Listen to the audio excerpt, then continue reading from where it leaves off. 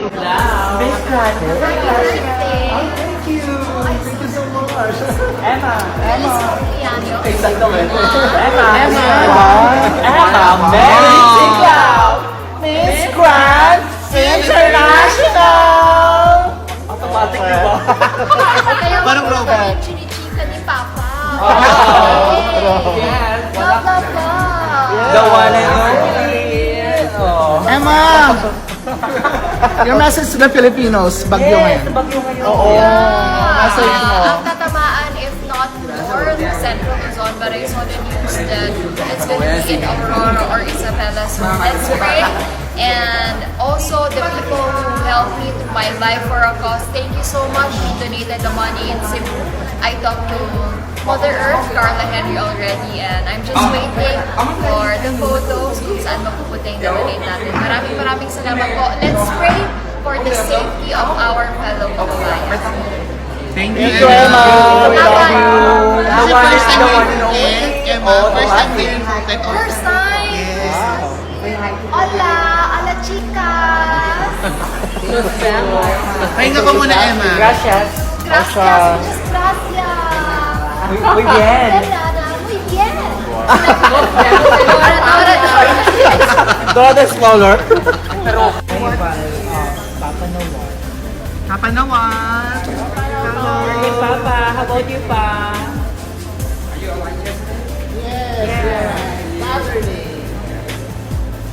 How was the trip, Papa? A little delayed. You're looking better today. Yeah. Fresh. Yeah.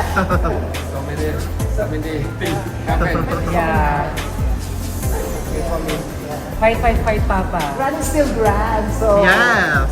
we go for grand. We go to Indoke. Oh. Perfect.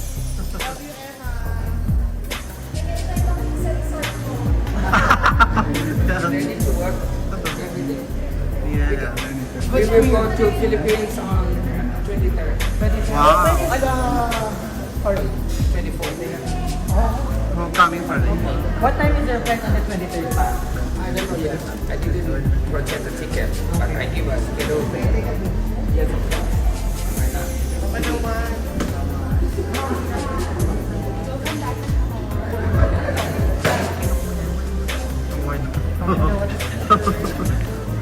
Fun. Emma, come back to Thailand after Philippines. A lot of time after November. Will she be the host, Pa? Huh? Is she hosting tonight? Or I don't know. I not decide anything. okay. My team. So mga kapolitika, inyo pong napanood itong si Emma Tiglaw at si Mr. Nawat dahil mula sa Bangkok kanina yung flight nila ay dumating na yung eroplanong sinakyan nila at agad-agad ay nagpa-unlock sila ng interview dito sa ating mga vloggers at mga influencers. So nagbigay ng mensahe itong si Emma Tiglaw dito sa mga kabayan na kung saan ay mapaparating na super typhoon bukas November 9, 2025. So nagbigay siya ng mensahe at mga paalala sa ating mga kabayan na posibleng daanan ng isang malakas na bagyo. So concerned pa rin sila kahit nasa Thailand ay iniisip pa rin nila yung kanilang mga pamilya dito sa Pilipinas. So yan ang essence ng isang tunay na beauty queen. So napansin yung mga kapolitika dito sa pag-alis nila doon mula sa Bangkok ay talagang alagang-alaga, nakaalalay itong si Nawat dito kay Emma Tiglaw. And in fact ay niyakap pa nga ni Nawat itong si Emma kanina dito sa Bangkok bago yung flight nila.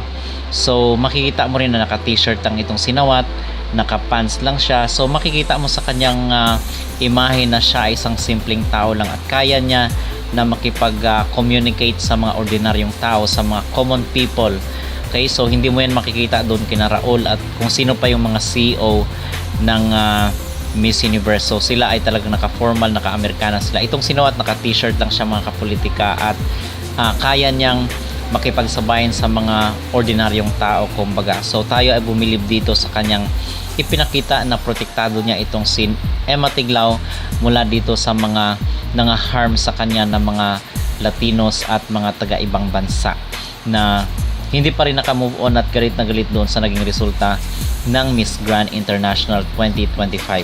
So sinabi rin natin at nabanggit natin mga kapolitika na tayo ay excited na dito sa magiging hosting ni Emma Tiglao sa Miss Universe 2025, kasi ang sabi ay maging backstage host siya, or sana is makita natin siya as main host dito sa nasabing competition at sa iba pang mga program. So excited tayo na makita yung mga clip, yung mga videos na nagsasalita itong si Emma Tiglao, dahil napakagaling naman talaga nitong ating beauty queen pagdating sa hosting. Hasang-hasa na siya at nagpakita nga siya dito ng kanyang talagang kahit hindi siya competitor dito sa Miss Universe, is yung mga galawan ni Emma Tiglao ay tila ba hindi pa rin siya naubusan ng lakas at hindi siya naubusan ng energy dito sa kanyang mga pinapakita sa mga interviews, even yung mga informal na pag-uusap lang, ay talagang si Emma Tiglao ay bigay na bigay todo at talagang kwelang-kwela, kung kaya marami ang mga Thai na natutuwa sa kanya.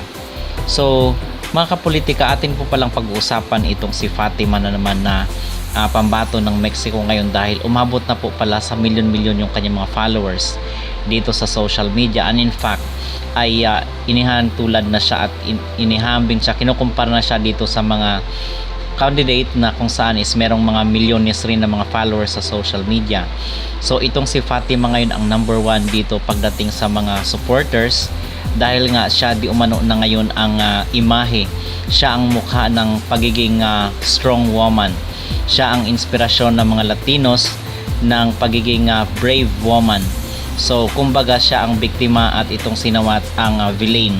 Siya yung pinakamasamang tao na pinipaint ng mga bashers dito sa Latin community. So yun yung pinapalabas nila na itong si Nawat ang pinakamasama at bad person dito sa nangyaring kaguluhan at conflict sa Miss Universe. Pero ngayon is medyo nakaka-move on dahil nag-subside, humupa na yung mga tension, yung mga issue at kontrobersya dito sa kailang beauty contest.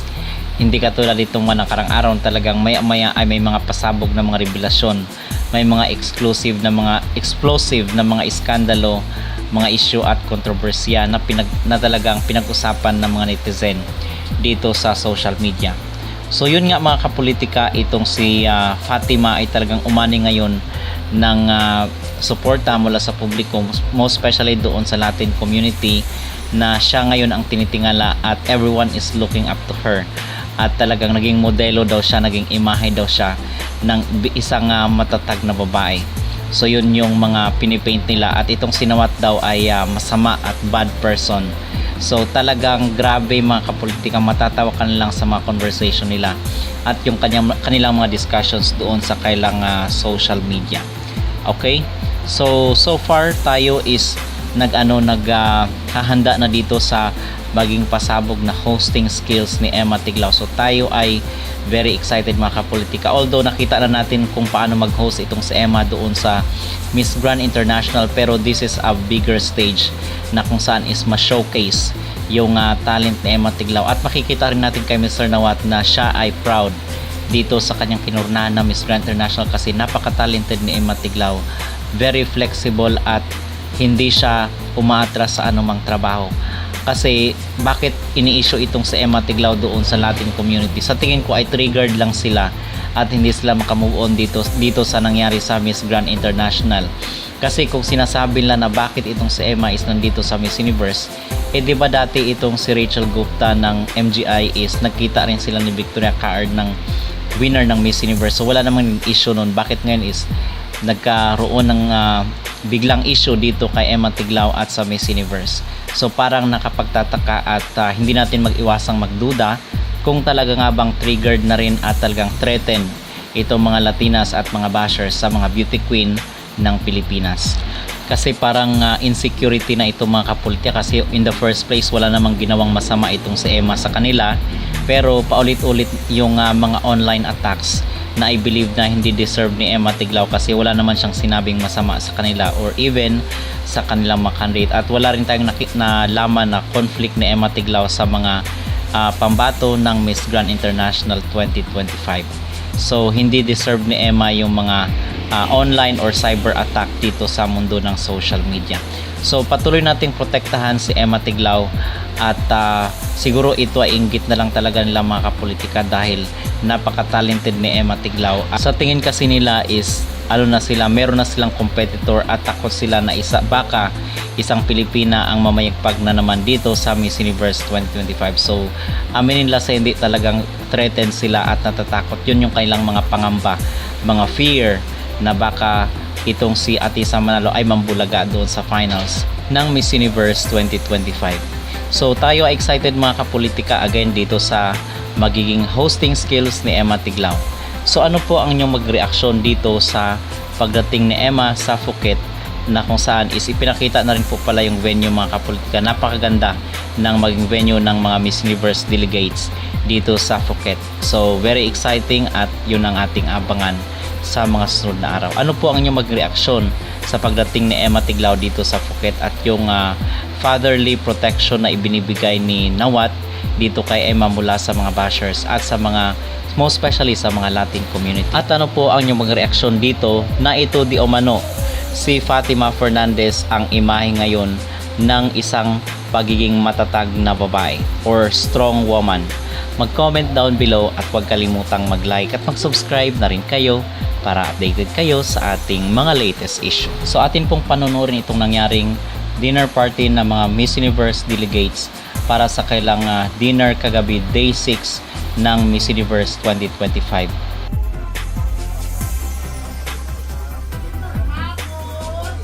Welcome to Thailand. Welcome to Phuket. Hello everyone. Right now is the second group arrive here at the Tuk Kap Khao restaurant.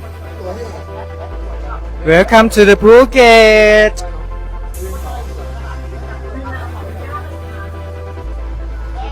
Welcome to Phuket everyone. Yes. Yes, together. So this is the second group everyone. They are like after Tuk Kap Khao.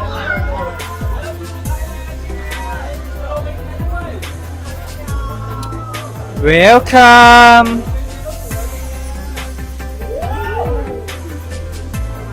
Okay, right now this is the second group of the delegate at the Tuk Kap Khao restaurant. Wow. Argentina and Bahamas and Bolivia. Okay.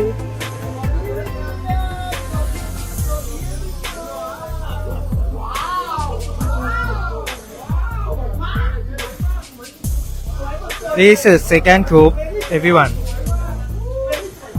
Okay, so today some contestant is not come to Phuket yet because right now they are flying to the Phuket, so other girl is not at the Tuk Kap Khao restaurant yet. Okay, so let's see. I will show you guys at the second floor.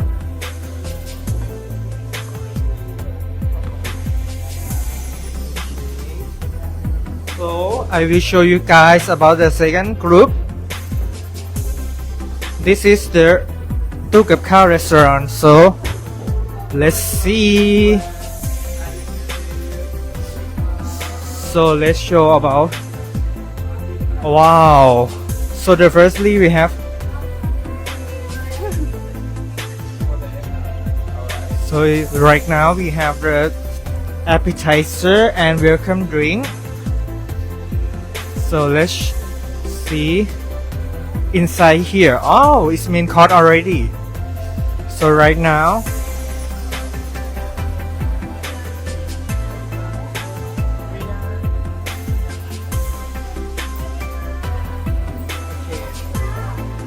hello, Miss Thailand. Hello Universe Hello ตู้กับข้าวนะคะวันนี้อยู่ที่นี่เลยภูเก็ตนั่นเองนะทุกคนตื่นเต้นมากๆเพราะว่ากลับมาบ้านของเรานะคะ and I'm here in Tuk Kap Khao right now I'm so excited because I was here on the journey to Miss Universe Thailand as well. And this place offer amazing food, guys. Like if you come to Phuket, you have to come try at this restaurant. And I cannot wait to try. What is it? I can see that my other girls are having something in the coconut. What is this? ในมะพร้าวนี่คืออะไรอะคะในเนี้ยค่ะ Oh my god, this is ต้มข่าไก่ which is chicken soup with like coconut milk inside, guys. It's amazing. It's one of my favorite and I cannot wait to try. If you guys want to try, make sure to come here at Tu Kap Khao in Phuket. Let's come and talk to the girls.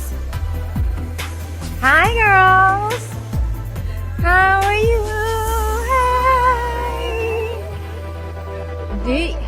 Do you guys like it? Yes, oh my god, everything was delicious tonight. Oh my god, the food looks great. I haven't had dinner yet, but let me see which one should I try. Try the pork for sure. Try the pork, it is delicious. The pork is Mu Hong, right? Mu Hong is one of my favorite. It's so good, guys. Like, let's forget about the swimming suit competition and then enjoy our food, right? We'll do it in tracksuits, it's okay.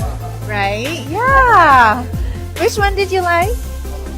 For me, personally, I love the veggies. The vegetables were my favorite. Vegetable. Not my thing. Can you share with me which one did you like the most? Love the coconut and chicken soup and the pork was great. Yeah, I would want to try the chicken soup. So, and yours? I loved everything. The lobster, but my favorite was definitely the one. Well, if you see over there, there's like a duck. And it's so good. It's so cute. It's so good. Oh, it's the dumplings. All right. So good. All right, right now I'm getting hungry. It's time for me to eat. Who wants to take the mic? Who wants to take the mic?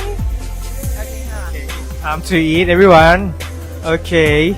So right now, all the girl is dinner at the Tu Kap Khao restaurant. So this is an atmosphere of this dinner.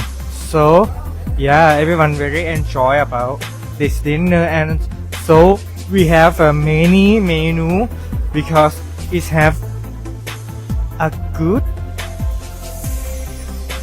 food at here because they preparing for the all delegate for today. So yes, this is a dinner. Okay, let's see. So right now everyone is enjoying about dinner. Yes, let's see. Yes, so right now we preparing for wow, lobster for all the girls. Okay, let's see her reaction.